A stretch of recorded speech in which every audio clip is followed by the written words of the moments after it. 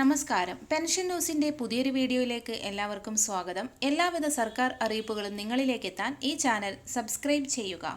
Cancer രോഗബാധിതർക്ക് സർക്കാർ നൽകുന്ന cancer pension വിതരണത്തിലെ അപാകതകൾ പരിഹരിക്കണമെന്ന് ജീവനം ക്യാൻസർ സൊസൈറ്റി ആവശ്യപ്പെട്ടു. വിവിധ ജില്ലകളിൽ വ്യത്യസ്ത രീതിയിലാണ് പെൻഷൻ നൽകുന്നത്. ചില താലൂക്കുകളിൽ കൃത്യമായി നൽകുമ്പോൾ ചിലയിടങ്ങളിൽ കുടിശ്ശിക വരുത്തിയിട്ടുണ്ട്.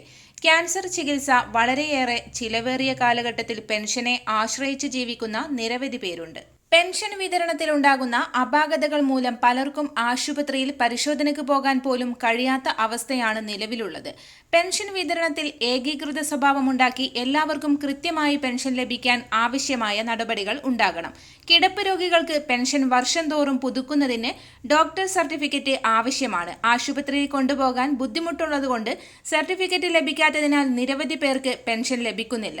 സാമൂഹിക ക്ഷേമ പെൻഷൻ പുതുക്കുന്നതിന് കിടപ്പ് രോഗികൾക്ക് ഏർപ്പെടുത്തിയ രീതിയിലുള്ള സംവിധാനങ്ങൾ ക്യാൻസർ രോഗികൾക്കും ഏർപ്പെടുത്തണമെന്ന് ജീവനം ജനറൽ സെക്രട്ടറി ബിജു തുണ്ടിൽ മുഖ്യമന്ത്രിക്ക് നൽകിയ നിവേദനത്തിൽ ആവശ്യപ്പെട്ടു. മറ്റൊരറിയിപ്പ്, റേഷൻ കാർഡുകൾ മുൻഗണനാ വിഭാഗത്തിലേക്കാക്കുവാൻ അവസരം.